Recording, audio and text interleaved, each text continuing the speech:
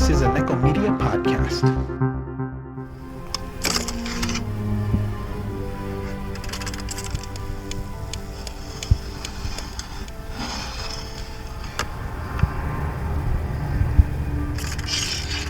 What's your pleasure, sir?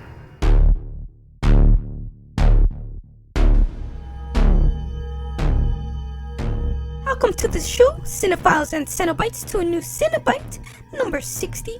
I'm your hostess with the mostest, Annika P., Cinderella Hellborn, and the bringer of chains. I need to mix it up a bit for the next time, cause I'd be more than that. Anyway, Mox and Ono are here to share more thoughts and critiques on the film Who's Watching Oliver? Without a question mark. It is currently available digitally and on Blu-ray and DVD. Word! Listen to what they have to say here on /tag configuration. Alright, so we're going to be reviewing the recently released indie horror movie. Indie horror gem, Who's Watching Oliver? Directed by Richie Moore. The film was written by Geoffrey Banks, Raimund Huber, and Richie Moore. The film stars Geoffrey Banks. We have indie darling. Yeah. Sara Malakul Lane. Who Ono's in love with. Margaret Roche. Gives a biased opinion on every single time. He just loves everything she touches. Cecilia. And Margaret, first time, right? Margaret. Oh yeah, that's our first movie, Margaret Roche. Yeah. And Cecilia Belletti. She's one of the should we give it victims? Victims. We'll just victims. We'll go with victims. Do they list the tattoo girl, the first victim? 'Cause she really kicks it off. Kelly Woodcock, I believe. Kelly Woodcock. Yeah. Very excellent performance. Oh man. So Who's Watching Oliver? It's probably one of the more disturbing. Brilliant title, by the way. Do you know who's like? Is it because there's no question mark at the end of that? Is there not? No. I always thought there was. No, because no. Yeah, you're right. It's a statement. It's a statement. So I mean, but because it does, the movie is it has voyeuristic undertones. Yeah. Disturbing is an understatement. It's very dark, very gritty.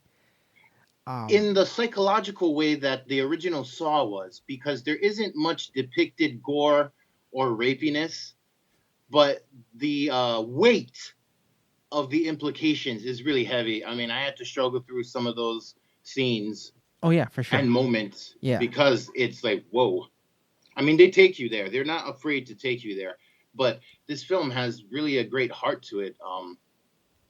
In my mind, I jokingly refer to it as The Shape of Slaughter, because I feel if Del Toro's film, and he's a brilliant filmmaker, but I feel if his film had a little bit more balls and a little less social commentary, it could have hit the same notes as Who's Watching Oliver.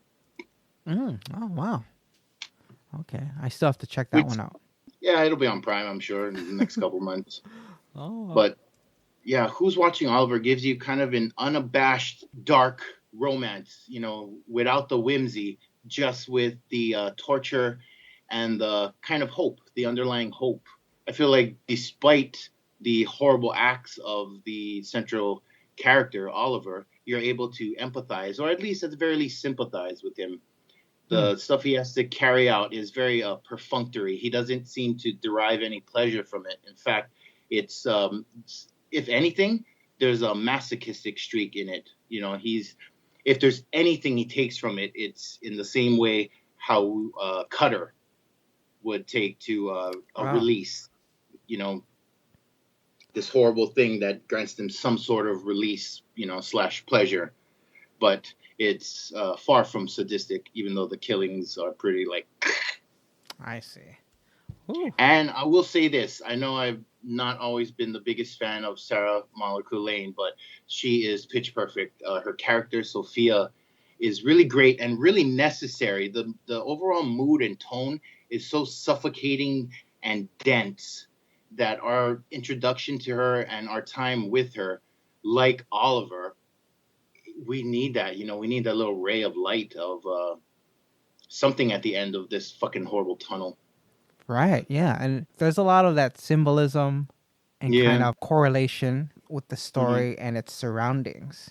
So it's definitely a movie that you can study because it really is it's one of those I feel like horror movies these days now they're getting better and better with regards to framework and cinematography, and it all I is think intentional. this is a high level of filmmaking. Yes, yeah. um Especially for a horror movie, especially for an indie horror. And no wonder it's getting all the love that it's getting. I mean, it's surprising from story to execution. It really is something. Whether the film, I guess, resonates with you personally or not, it is an achievement in cinema. the character of Oliver, he's got a routine He that does have a routine. with I don't want to give too much away what he's doing, but we don't even really get into the background of this. We already know that he's been traumatized.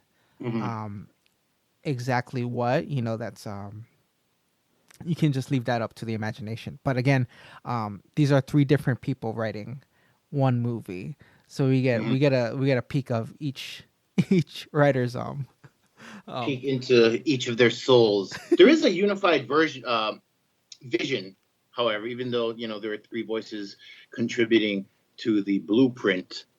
Also, too, it feels like if you were to walk in at different points in the story, you might think you're watching a different movie than you are, except for the fact that the tone stays the same all the way through, even during the light and even during the opening, which is all just behavioral action as he depicts his day, the routine that he follows. There is an undercurrent of darkness, even though nothing overtly has been displayed of what this is. I mean, it's a fucking serial killer movie. yeah, because there are sequences in this movie where the character Oliver goes to a theme park, and it's very Disney esque kind of Mhm. theme park with Well, even before you call it Disney, I was just thinking in my head, it's like the most wonderful place on earth, right? right. Which is what Disney sells its It's whole so tragic kingdom. That's what it's this so movie is. unsettling, like that, and the choice of music, which is kind of jazzy. Um, Ragtimey jazz. they don't get into where they are exactly in the world, like geographically, but you kind of Right. have a sense of where you're at with regards to the surround. Like before he heads to dream world, he has to kind of go through this dark, like marketplace. Well, I wouldn't call it dark, but now that I think of it, like he has to go through different parts of the city, like to head to this dream Well, that, place. that's why it felt like he had to kind of journey into the recesses of his Yeah. mind to find this oasis. Whew. So yeah. I wanted him to stay with her, Sophia, in this colorful way. You know. Spoiler. Like, don't go back, don't leave for your regular life. Your life is better here with Sophia. Who doesn't want to stay with Sara Malakul Lane in Disneyland?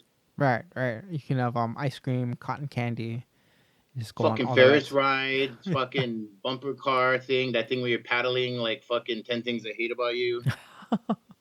And I think the music kind of sets up kind of his the quality of his character, which is very Mm-hmm.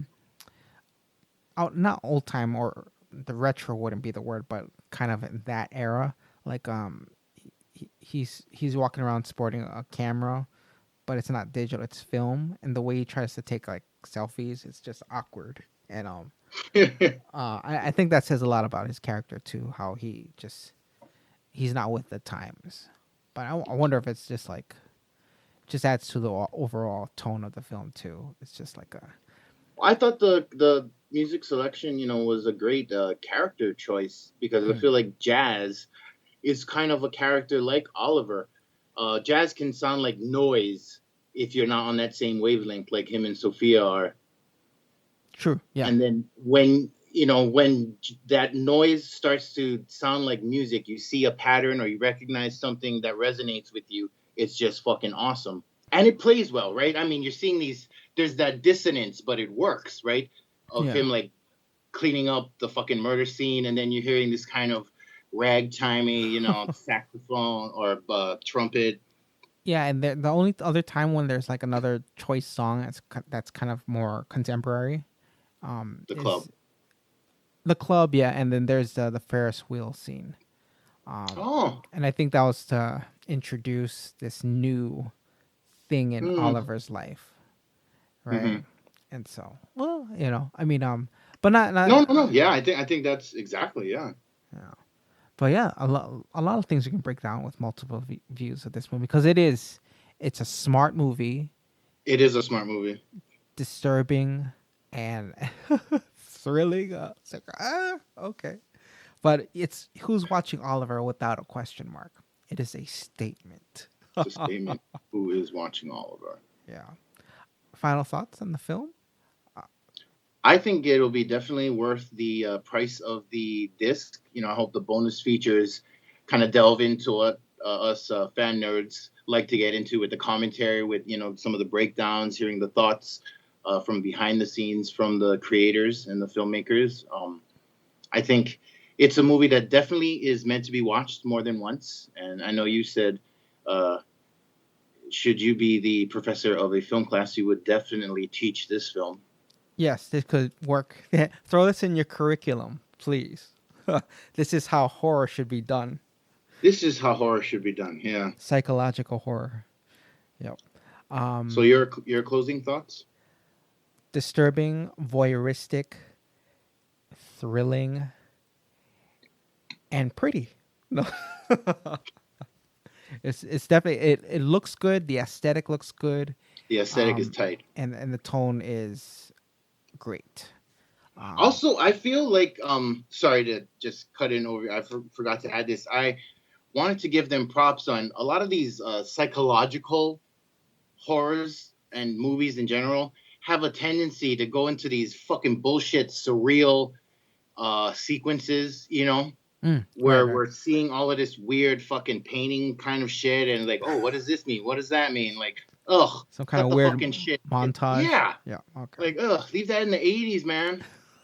And they delve into some of that through the Sophia character's exposition, or her, kind of talking about her dreams, but they don't dwell on it, and it doesn't kill the pace.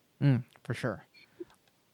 Yeah, their performances, Russell and Sarah, just it's very unusual. It is very unusual, and it shows. And kind of just a tone, and it's just these two characters. You already know their backgrounds, and just the way they converse, it's just weird and strange, and again disturbing. Just like, oh, but yeah, this movie is a definite go watch. CC. Yep, definitely. Peace. Who's watching Oliver? Hopefully everybody. This is a Nekko Media podcast.